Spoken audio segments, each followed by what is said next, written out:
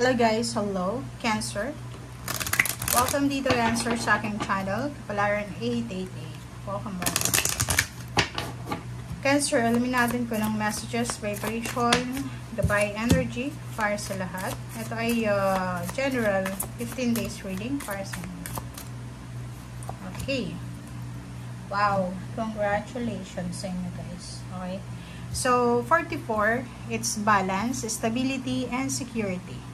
Seek beauty. So, siguro yung mga Cancer dyan na for several years or months, hindi nyo masyadong nakikita yung kagandahan ng mundo. Diba? Pag may mga problema yung iba ng financial and emotional, mainit talaga sa ulo yan. So, parang nakikita ko na hindi masyadong balanse. Okay? May mga blessings, may mga pagpapala kang natatanggap, pero hindi mo masyadong appreciated. But this month, starting January 1, nakikita ko na you will appreciate kung ano yung magiging thankful and grateful ka sa stability and balance na matatanggap mo. And nakikita ko sure dito na lahat ng wishes mo, kasi this time is parang kailangan mag-wish, kailangan kahit sabihin natin na corny naman yung paggawa ng New Year's resolution. Ang New Year's resolution guys, lalo kung sinusulat natin, is a way of manifestation yan. Huwag niyong sabihin na, huwag nating ismulan yan, kasi it's one way ng pagmamanifest. Yung sulat mo, ito yung gusto ko this year, ito yung gusto kong alisin, ito yung ganyan-ganito. So make a wish and make sure na yung wishes na yan ay trabahuhin mo. Hindi yung parang maghihintay ka lang na mahulog yung wishes mo sa'yo. Okay?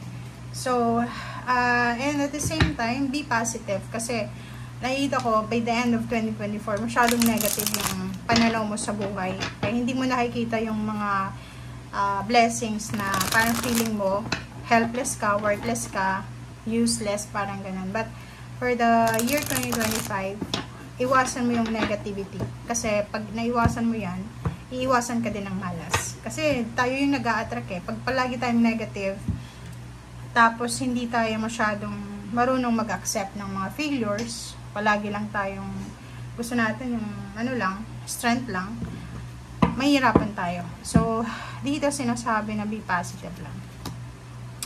Bibigyan ka ng several choices in terms of action. So, nakikita ko maging matalino ka. Okay? Simulan mo yung 2025 ngayong January 1 to 15 na matalino wise sa mga decision making.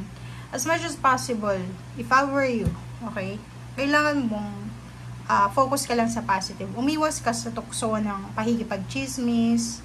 Pag may mga tao na nag-uusap ng mga chismis tungkol sa isang tao, huwag kang makisali. Okay? And at the same time, don't attract negativity, evil. Kasi, especially if you're super active sa mga social media, huwag kang magpo-post ng mga toxic quotes or mga toxic na mga thread quotes na pwedeng maka-apekto sa relationship mo with someone else. Kasi, like yung mga parinig na yan, hindi yan maganda kasi kahit sabihin mo, okay, kung hindi naman nakapangalan sa taong yon, bakit sasaluhin? But, tanungin mo din yung sarili mo, if you're posting na ganyang klase, kanino ba yon? Para saan ba yon? If for general, useless yun. Kasi, hindi mo ma-address yung ganyang klaseng issue kung para sa general. If may specific person ka, private, okay? Do it in private. Kasi, nag-a-attract yan ng negative. Okay? Simulan mo yung taon ng positive lang. Kasi, the more na maging negative ka, negative din yung isa-send out sa'yo ng universe. And patience, temperance. So, make sure na mahaba yung pasensya mo, dagdagan mo pa yung pasensya mo.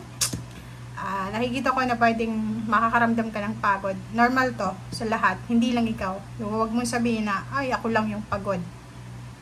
Ako lang yung helpless. Ako lang yung hopeless. Kasi lahat ng tao mapapagod. First of all, galing sa New Year. Diba? May mga occasion, Christmas party. Pangalawa, mga galing sa pagpapahinga. Diba? Minsan, pag maraming pahinga, pagod ka. So, marami ka ding mga goals sa buhay, mission and vision. So, talagang mapapagod ka. E natural yun. Pag buhay ang tao, pagod. Pag hindi na pagod, wala na yun. Diba? So, yun, 10 of Pentacles. So, yung 10 of Pentacles mo is a lump sum of money. So, good thing din kasi yung pagod mo, may positive result siya, diba? Yung pinagpapaguran mo, ay posibleng magdala sa'yo ng lump sum of money, enormous amount of money. Okay? So, nakikita ko sa'yo dito ang daming choices, ang daming options na kailangan mong pagdesisyonan in terms of money. So, maraming offers, international, local, marami. Lalo na sa malayong lugar. If nasa province ka, or nasa Pilipinas, ang offer sa'yo is nasa malayong lugar, wala sa malapit. Oh, diba? So, double confirmation yung wishes. So, sinasabi sir dito, make a wish. Everything happens for a reason, but sometimes, tayo ang may dala ng ating kapalaran. Okay, Year the Fool, new relationship, new mindset, new baby, new members of the family, new place, new work, new mindset. Yun ang nakikita ko sir dito. So, take a risk. Okay? Be strong, be courageous, be confident. And yun. And nakikita ko siya dito na you're free. You're free to choose, you're free to decide, you're free. Okay? And the Empress card, same with the Year the Fool, sinasabi sa'yo dito na may kakayahan ka na makapagsimula ng bagong buhay. Kung marami kang plano, simulan mo na siya sa ngayon. Kasi you're free to decide, you're free to start over, you're free to do whatever you want. Ka? Sa Empress na to, take care of your body if you're a woman. And if you're a man naman, if may asawa ka, may nanay, may anak na babae, take care of them. Kasi yun yung sinasabi sa inyo dito. Okay. So, don't attract negativity. Don't attract negatives. Don't attract pain and heartaches. Kasi hindi yan maganda. Hindi yan maganda. Yung sinasabi sa'yo. Okay? Strength. So, usaping health, emotion, physical, mental, nakikita natin na magiging stable, secured ang yung mental health. In terms of money, balance siya. May papasok, may lumalabas, may expenses, may earnings, expenses, earnings, savings, parang ganun. Okay, so, in terms of work then, if masyadong nahirapan ka sa trabaho mo, maraming mga tao yung tutulungan ka. And at the same time, ikaw din, tutulungan mo sila kung may nangangailangan ng tulong sa loob ng work or career or company. And nakikita ko sa'yo dito na baka-focus mo sa ginagawa mo. Okay? Naka-focus ka sa ginagawa mo kasi marami kang plano.